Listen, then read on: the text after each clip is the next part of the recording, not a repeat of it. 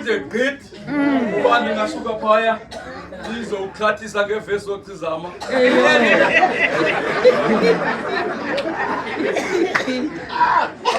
sawusinyela nayo ba umoya utshilo oke ilapha eBhayibhelini kodwa ke ndifuna nje ufunda imigaqo emibini kule indima ndibulisa ikhaya ndihlale phansi incwadi yendumiso uDavide ubhala amazwi phansi awabangula azowafunda wonke ukunda ixesha ekhaya ejonga 124 qala ku1 ye ku7 ndithanda nje indawo ezimbini phaya Mthembu athi xa eqala kunjalo nje ungathi ubadwelisile ngolhlobo athi mabayicule le ndayithethayo uthi if uthiwa masikumsha ukhona sepakileza if it had not been the Lord who was on our side awugqiba phinda athi mabayiphinde lento bayitshosa yini abantu ndawo ethi ke uba bekungenjalo uThixo bengekho ngakuthi uthi then the waters would have engulfed us. The torrent would have swept over our soul. Kungenxa yento ba uThixo ngakuthi. Xa ndibazela ku verse 7. Athi ibiza iBhayibheli lesikhosa phaya ngoku waze umgibe waqhawuka. Sasinda ke thina esandleni sababambisi. Ingosi mayisikele ufuna lapha. Amen. One Baptist preacher, he writes these words. Uthi, there are three categories abantu abebomini. Nathi abentendeni siya fola kuzo. Uthi you are either in a storm or you are coming out of a storm. Or you are heading towards the storm. Ekhaya lalapha ngoku lona is in the storm. Umnizolo bengokutanci wam, I am coming out of the storm. Ukhumba hlali kule ndawo akayazi uzayibona xa ifika endlini efika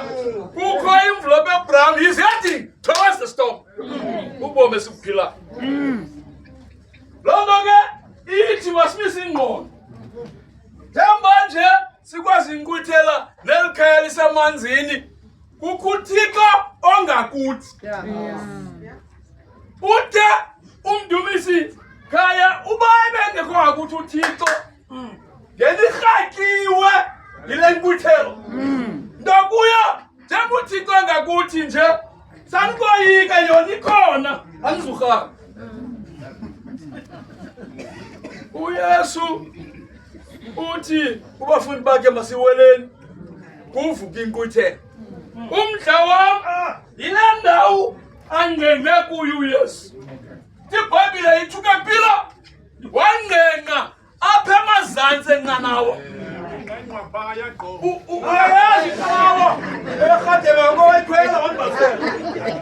inqanawa umthetho wayo yabona lo uthi kunqanqophaya zangayikhwela inqanawa umthetho wayo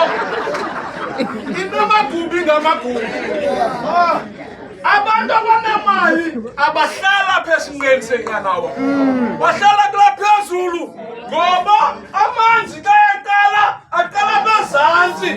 agubungela kungena baba ngenamali apha in fact kuhlala abasebenzi benqanawa balala phezantsi ithi phantsi uYesu walala kule ndawo inengozi wagqiba wathatha umqamelo warhona ngokuyayazi intoba noba kukuyinkithelo le mpeli kule ndawo ayizukwenza nto ilaa vesi xa uyifunda uMarko ibaliswa uthi abafundi bakaYesu bathi kovuka inkqithelo bepenika uthi uYesu sebemvusile uthi anikabi nalikhololana ngoku. In other words kudala thambo loThixo hamba nani yinto abamba nipenikiswa sesistorm kodwa yena ungqengqi lapha emazantsi enqanawa uba ke uThixo ungakuthi bana okasisasana njengalonto kumdumiso uthi uThixo wethu ngalo lonke ixesha kuyaphethwa ngaye kwezinyelo ngalo Thixo uvula imbobo anyone uphi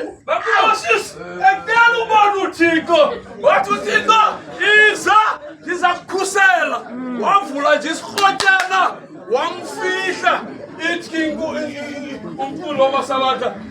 He hided us in the cleft. Obona lwakaThixo kuyaphethwa ngoloThixo.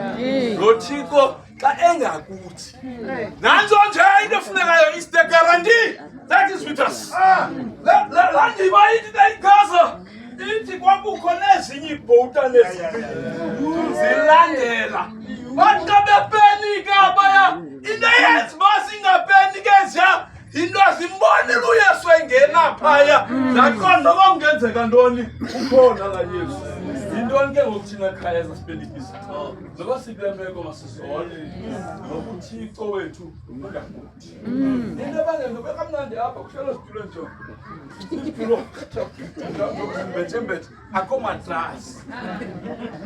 aba bantu ngabantu abakholwayo bazolile bayamazi lo Yesu ba ayengakubo babazole uba uthi ithalicwa ngazalilwe sothetha loo nto apha nathi ayikho into esidilele bethuna sikhulume nguloThixo ngoba xa singakuye sinamaqithiqithi esiwafumanayo mabhuti nalibali nizohlala phantsi mntanam ayibani nizohlala phantsi ngoba ifuna le ndicace into yoba uYesu into ebangela into yoba simkhethe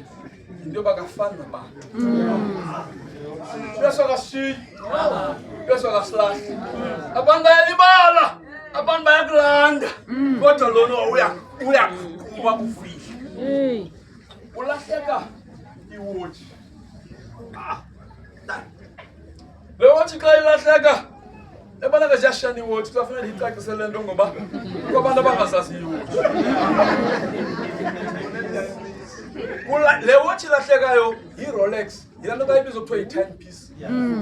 ngoba umva umuntu ongayazi iwatch ebenza ugaba yi-ochi umqoqo ayazi now ilahleka le Rolex mthembu le ntwana ifunda kwi-private school iyacaca into yoba kukho imali kokwayo uyise uthengele i-Rolex ilahleka i-Rolex yayo iye ejimini jima ezintwana zizawudlala ihoki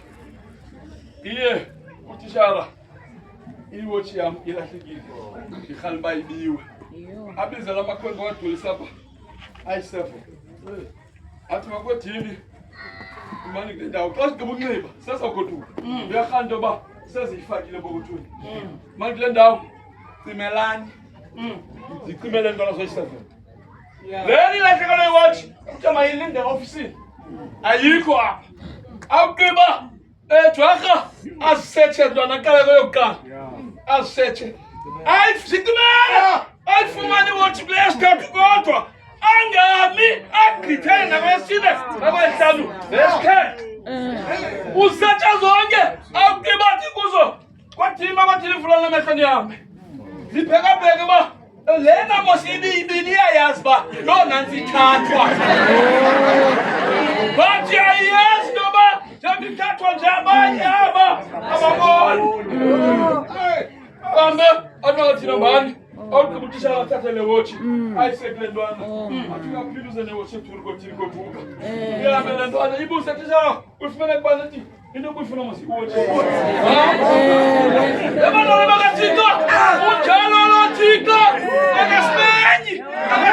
ululi uyasikhavarisha asikhusele abengathi uthecimela ngokuzolo oku ubuphume ethaveni akukhaphe ungena endlini ngokuzolo ubusona angabe ngathi angayazi loo nto angakumenyi isibanga senzeka le ntwana Peter ithi bali 10 years seyidlulile idibana nalo tishara isuthu ithi mfundisi athi tishara ungubani hayi ndimlowa ndiyabulela ngoba akasangundimenye uthi tishara hayi man ngoku nguwe ubiwa njani uthi jimu ungayazi ithi tishara hayi nangantimela andimazi ngomntu efumana kwiwatch ngasothixo uyasiguma bengafuni namba le nto yokubhaqa iwatch iafekte ngebhayibhile ayinethi uyinetha nakwinyila akakuba kuyintoni zona ngoba nguThixo sisimanga yonke into besisithi nenothiko besala nakubantu bakhe ukuthi iBhayibhile ukhathalelana ngqatha abesala nakuthi nalo nothiko ningamlahi ngoba ngabantu esanjena uzaba betala ngasala kumakhe amen oh moya oyingcele